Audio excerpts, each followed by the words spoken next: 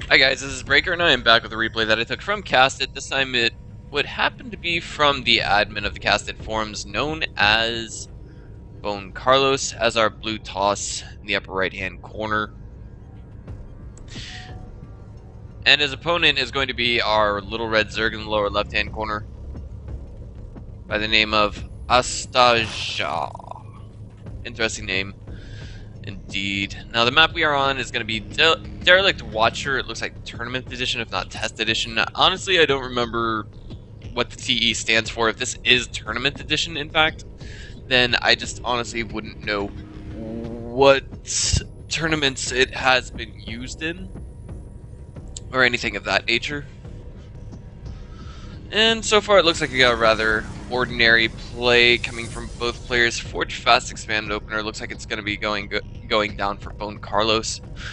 I do want to highlight that if this is in fact a Forge Fast Expand Opener, the danger behind it is that yes, it doesn't allow for increased economy, but it is the ideal opener that a Zerg player who's going to go with the Queen Nidus Swarm Host all-in would definitely want to face up against. Now it looks like BoneCarlos went ahead and threw down that forge, and he's going to go ahead and get out of there, and this is where we have nothing but straight up macro time. Astazha already throwing down his pool. He's going to go for his hatch and maybe a third hatch at this location in the near future, but let's just, I guess, go ahead and get started on the nitty gritty. Just, you know, I guess you could say this is part of my blog thing. If you guys are gonna essentially tolerate me casting some of your replays, then you know this is to be expected as well. I'll fill you in on what's going on with my life, what's going on with my endeavors in SC2, and so on and so forth. But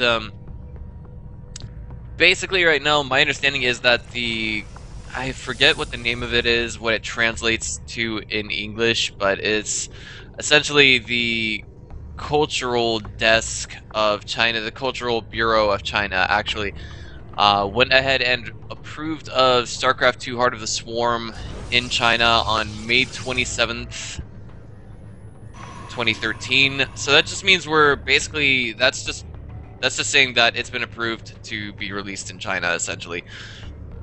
I'm trying to reminiscent. I'm trying to think of what other departments it would have to go through to actually get put on store shelves, but I can't really think right now.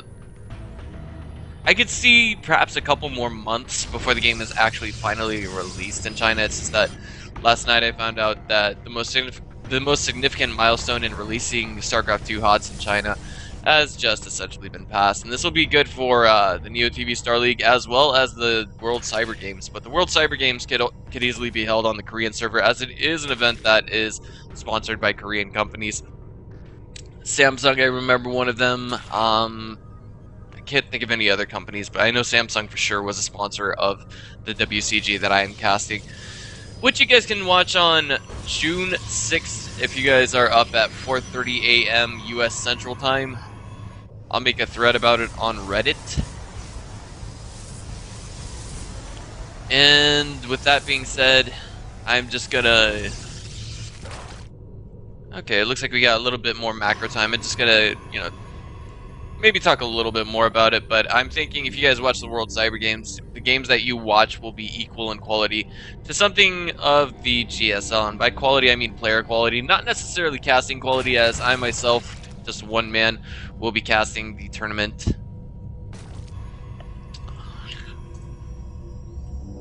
And it looks like we still have macro phasing going through. Still waiting for that significant tech up from our Protoss player, that deviant tech up, i.e. Starport, Robo Bay, or just a bunch of gateways. I really like this from Astazha. It looks like, you know, I'm just going to go ahead and talk about the game now, because honestly, there's just so little time left to do, or left to fill in, and I actually don't know what to fill it in with. And there it is, the Starport from BoneCarlos. Just a single starport. Now, the one thing that is most important to highlight presently is the fact that he must do damage with whatever units he makes out of the starport, be it economic damage, be it killing a bunch of overlords, be it killing 2 or 3 queens and then all of the overlords he can find. He has to do something with what he has here.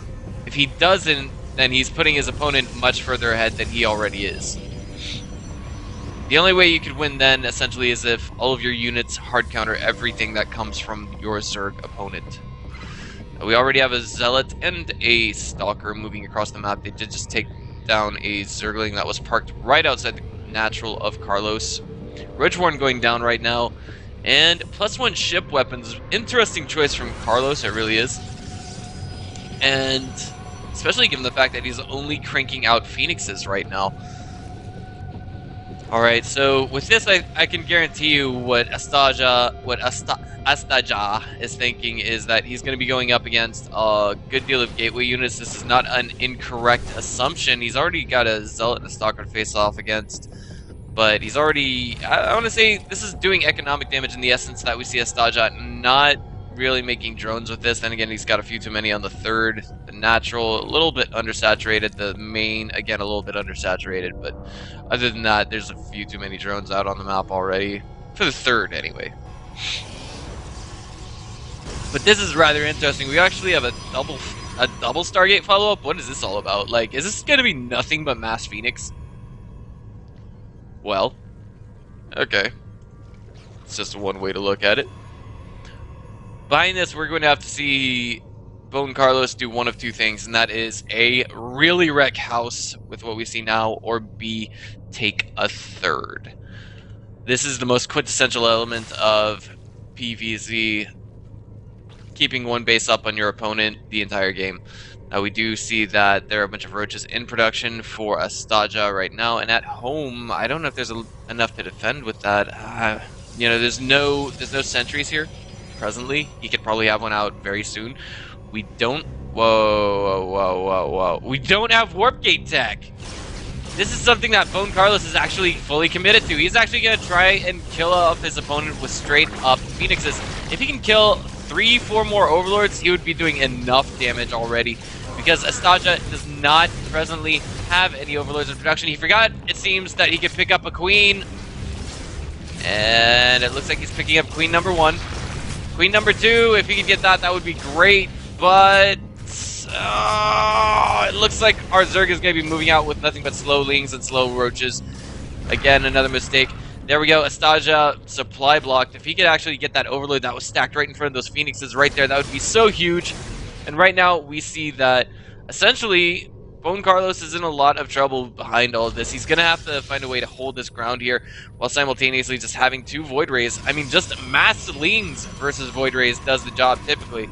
But it looks like these Phoenixes are going to get pulled back for defense. Perfectly logical decision, as they do move faster than roaches, and it's perfectly acceptable to pull them back at the last second. Now here we go, the Phoenixes lifting up the roaches one at a time. Looks like this pylon will fall, making a small path, but a path nonetheless for the roaches to get in. And now we have to see Astazha go for something that can shoot up.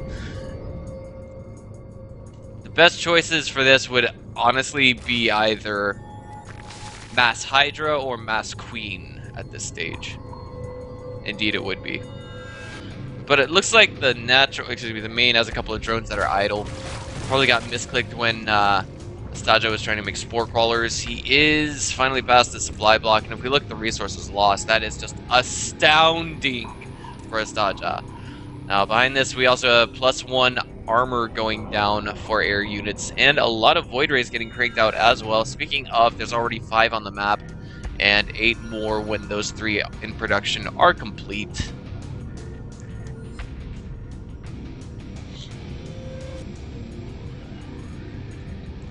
Now, we do see that Astazha is trying to get back in the economic game, but, you know, the thing is, he just didn't really lose any workers earlier, so, yeah, I mean, there it is. He killed one. Must have been a probe, but, again.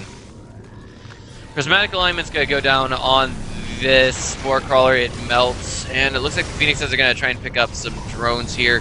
Behind this, where are the Hydras? Was there ever a Hydralist den put down in response to seeing this many Void Rays?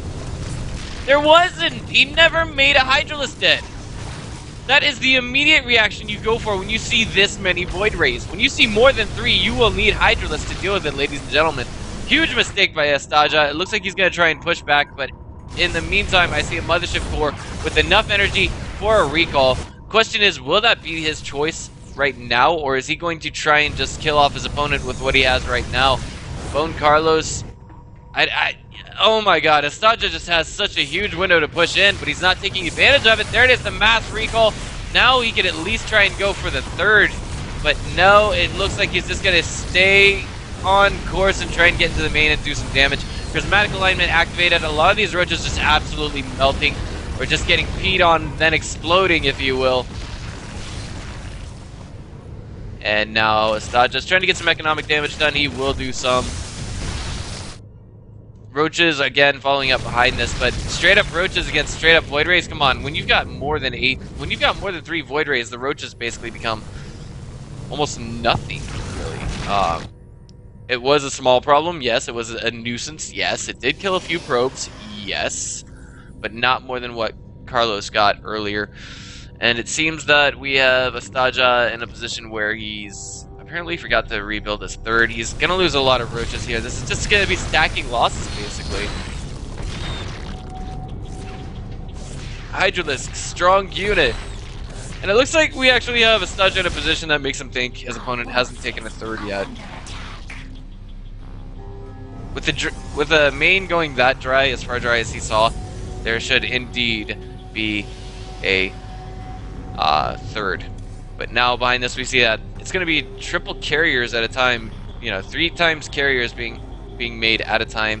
And it looks like Astazha's trying to make up for this by double expoing behind this, but BoneCarlos, he's already moving out. If he simply realizes that he has momentum, which I think he is avidly aware of, then he will be able to do whatever amount of damage he can to his opponent with very little trouble. Hydras will pose some threats, but I think 1-for-1 Hydras can take on, or Void Rays can take on Hydras, especially given the upgrades and where they are at right now. I want to say, no, I'm willing to retract that statement and say that if BoneCarlos runs all of his Void Rays into those Hydras, he's not going to fare too well. Now, the Void Rays are going to come over here and take down the 4th base for Astazha, like, uncontested. As long as he opens his eyes and see that it's there. That is true. 2 of them already attacking it. And double Phoenix, well, double Spore Crawler dealing with the Phoenixes right there. And it looks like some of the Hydras picked off a couple of Phoenixes just now. And now we just have BoneCarlos on track to go back home.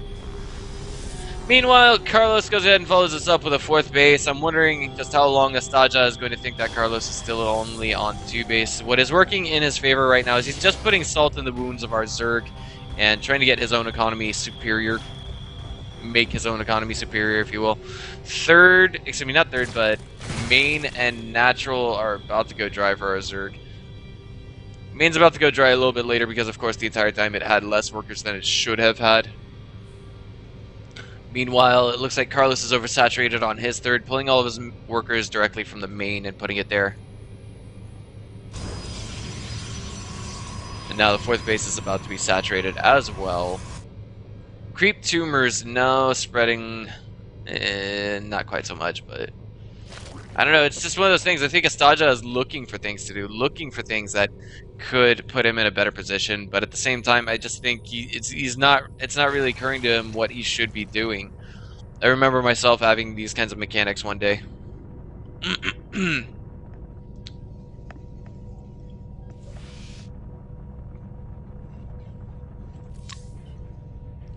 Now, we do already have about 6 carriers here, and it looks like we're going to have 9 as our Zerg moves into this. And he doesn't have enough... No, the Hydras are insignificant to all of that. The thing is, what Astazha has here is an opportunity to move into the 12 o'clock position-ish base here and attack it, possibly destroy it. But if he goes directly into this, those carriers are just going to tear his Hydras apart, and there it is, we can see it. Only a single carrier has fallen thus far. And now everything Zerg has just fallen apart. I'm sorry, guys.